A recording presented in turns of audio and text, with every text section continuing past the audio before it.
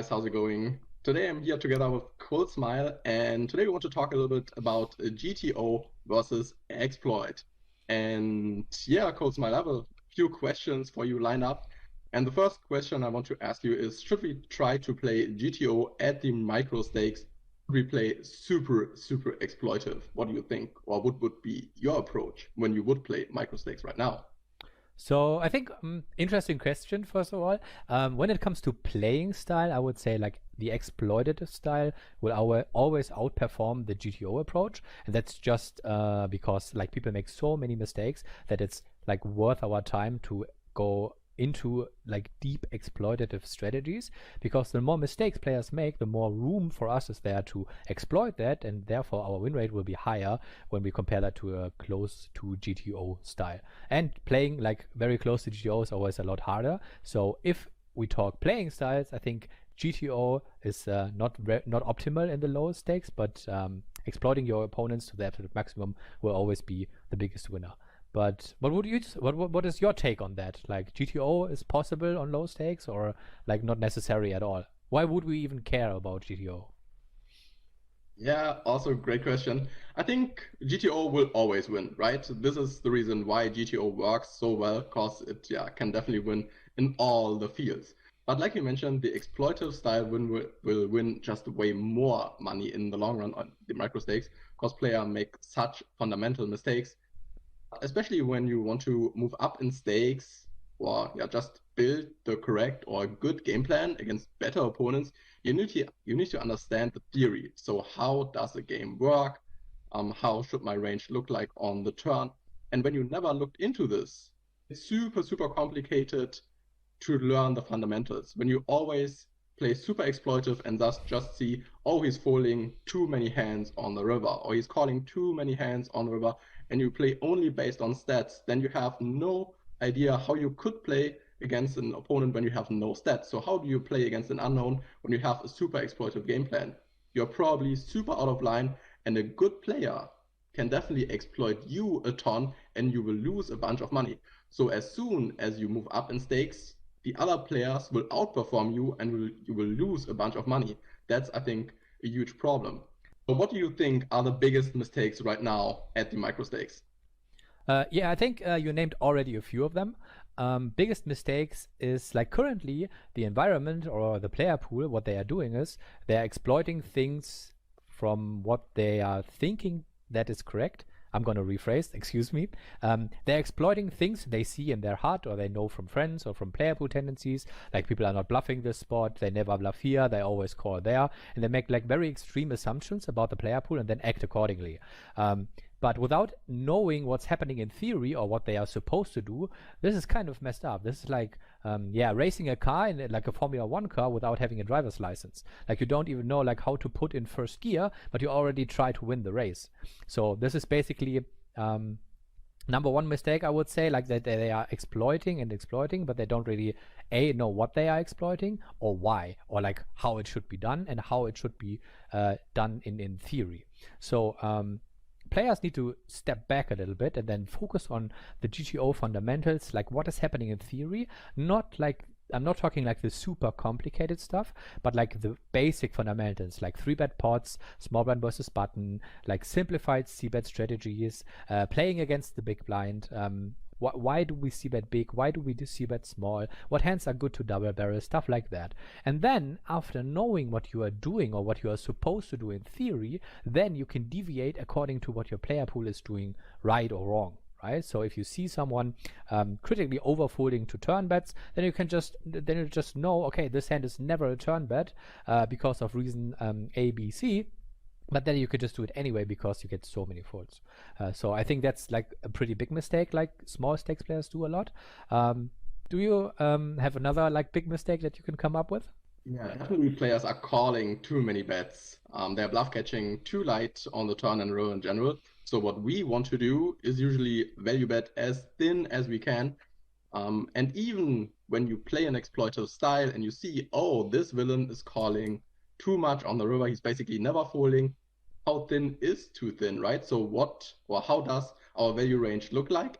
And what are the next hands we can add? When you never looked into a solver, it's super hard to think about this on the fly. Can you bet this combination on the river, or is he still having too many strong hands, so you value cut yourself all the time?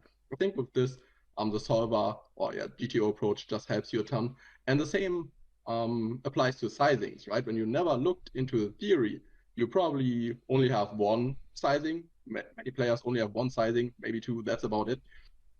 So you get a better idea when you bet small, when can you bet big, when can you overbet. Because super often this is really hard to learn from the tables when you play at the tables, because some of this stuff is not intuitive. You have to get into the lab and think about it.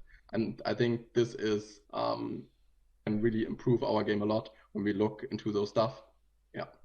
So we could agree on that. Maybe to add to your second point, when you talked about sizings and people like picking always the same sizing, like always playing half pot sizings or like big sizing, small sizing, I think oftentimes players are like sizing according to their hand strength and not sizing according to what their range wants to do. So when they have a big hand, usually they go big or even very big in situations where the range doesn't really have too many hands that want to bet big. So for example, if we pick monotone flops, it's like Jack, 6, 7, all clubs.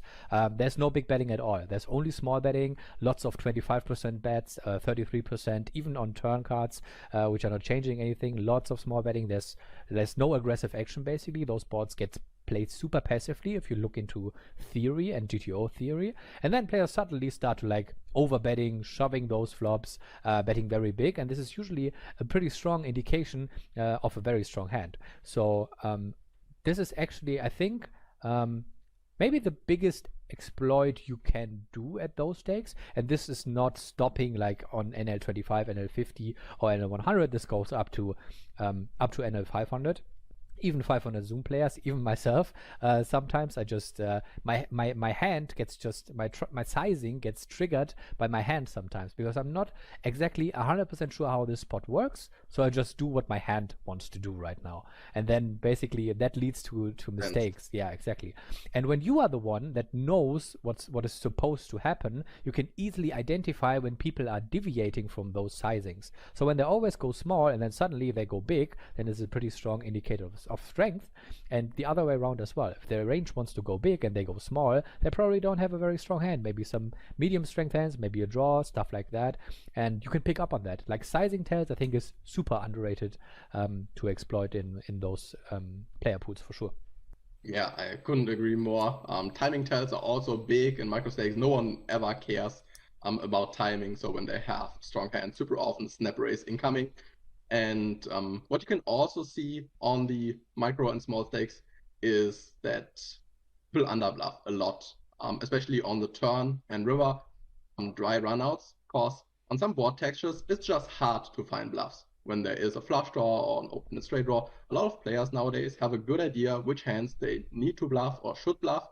But when there are not a lot of draws or nearly zero draws available, a lot of people have a hard time finding any bluffs in their bet range.